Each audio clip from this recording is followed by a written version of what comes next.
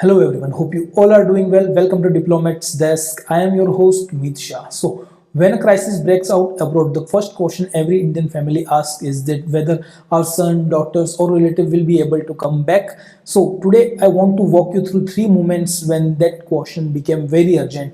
One, Operation Ajay in Israel, Operation Devi Shakti in Afghanistan, and Operation Ganga in Ukraine. These were not just airlifts, they were tests of Indian diplomacy, our ability to talk to our friends, to rivals, and to warring parties, all while keeping one goal at the center: bring our people home safely. Let's start with the most recent one, which is Operation Ajay in Israel 2023. Why this war happened? A quick concrete history. The Israel Hamas conflict has existed for decades, but on 7th October 2023, Hamas launched an unprecedented attack. Over 2,500 rockets fired at Israel. Militants crossed into Israel territory. Major civilian casualties occurred. Israel declared it the worst attack in 50 years and launched a full-scale military response in Gaza. This escalation was rooted in the long-standing blockade of Gaza, unresolved Palestinian statehood issues, territorial disputes, and the collapse of peace processes. But 7th October turned chronic tension into full-scale war. At that time, there were about 18,000 Indian nationals living in Israel: students, caregivers, IT professionals, and families, and around 17 Indians in Palestine, West Bank plus Gaza. On 11th October 2023, India announced Operation Ajay, a mission to repatriate Indian citizens from Israel using special charter flights with Indian Navy ships on standby. So diplomatic context behind is unlike Afghanistan or Ukraine, Israel's airports were still functioning and India has a strong, stable diplomatic ties with Israel that made the operation logistically easier but diplomatically more delicate. India had to navigate three things at once: safety of its national in Israel, maintaining its balanced position, supporting Israel's right to security while standing for a two-state solution, avoiding any appearance of bias that could harm relationship with the Arab partners. So what Indian diplomacy actually did here: worked closely with the government of Israel to secure seats, airport clearance, and safe corridors amid air raid sirens, coordinated with Palestinian authorities to track Indians in Gaza and the West Bank, used digital embassy registration to prioritize vulnerable groups, particularly students and caregivers. Each flight that landed in Delhi was not just an evacuation, it was a signal to West Asia: India will protect its people responsibly, calmly, and without inflaming tensions. Operation Ajay demonstrated mature, balanced crisis diplomacy. Now let's step back 2 years to Kabul 2021. Operation Devi Shakti, Afghanistan.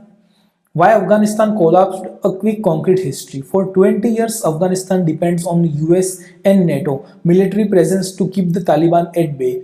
But after the Doha Agreement 2020, the US committed to complete troop withdrawal.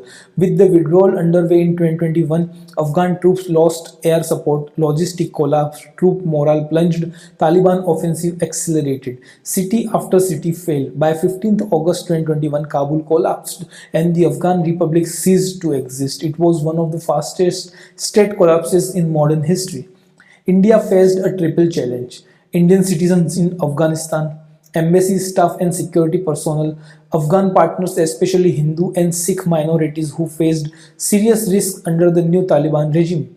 The response was Operation Devi Shakti, launched around 16th August 2021. Over a few intense days, India evacuated exactly 669 people, 448 Indians, 206 Afghans, many from Hindu and Sikh minorities, and 15 foreign nationals. One flight even carried sarups of the Guru Granth Sahib, an ancient Hindu manuscript symbolizing that India was not just saving life but also safeguarding cultural heritage. So the diplomatic chessboard here is the Kabul operation was pure crisis diplomacy because there was no recognized government to talk to. Taliban fighters controlled checkpoints, US and NATO forces controlled the airport, Afghanistan's entire administrative structure had collapsed.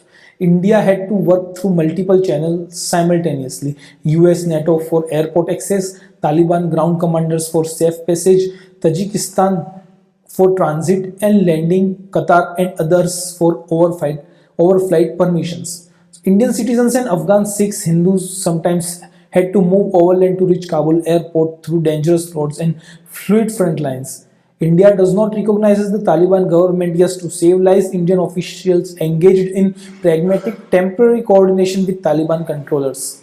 So Operation Devi Shakti proved that even without an embassy open or a recognized government, evacuations are possible with back channels, regional trust, and rapid diplomacy. Now, rewind one more year to different theater of war in Ukraine 2022.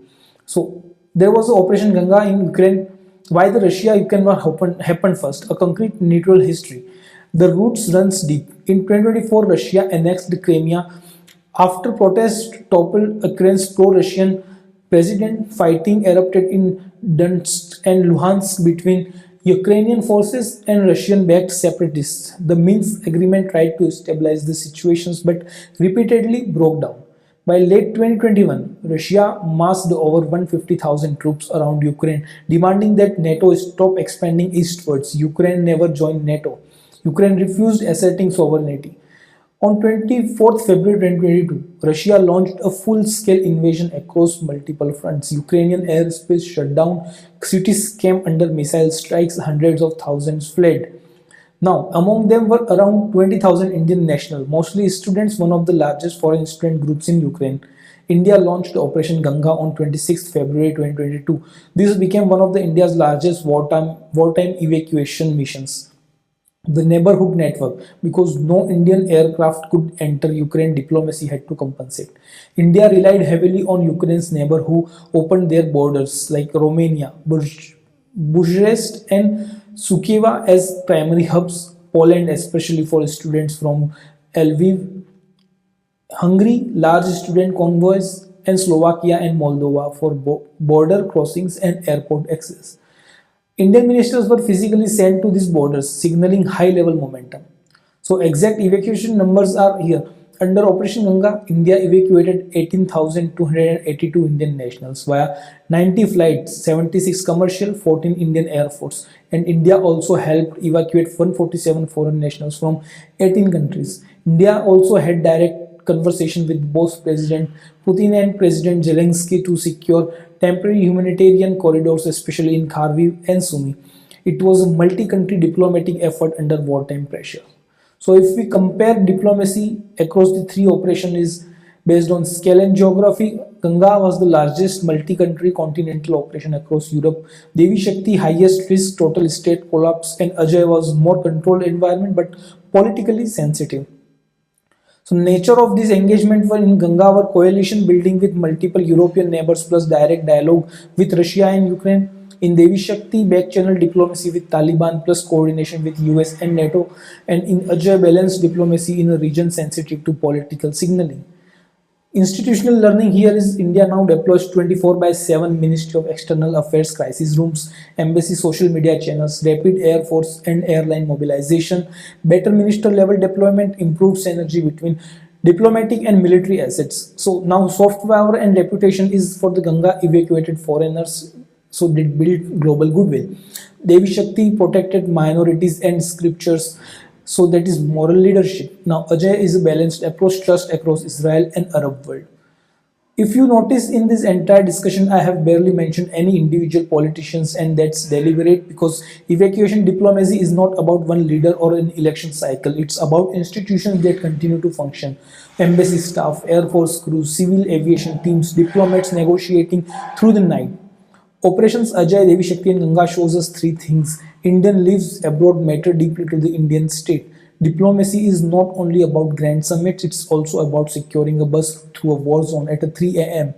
As India's global footprints grow, such missions will only become more frequent and the world will judge us by how we protect our people in moments of crisis. So the next time you see a headline special flight lands with evacuated Indians, remember the invisible work behind it. Silent calls between capitals, hurried clearance at airports, and one simple promise to every Indian family. No matter where you are in the world, in your moment of crisis, India will try to bring you back home. So hope you like this analysis. Thanks for watching. See you in the next one.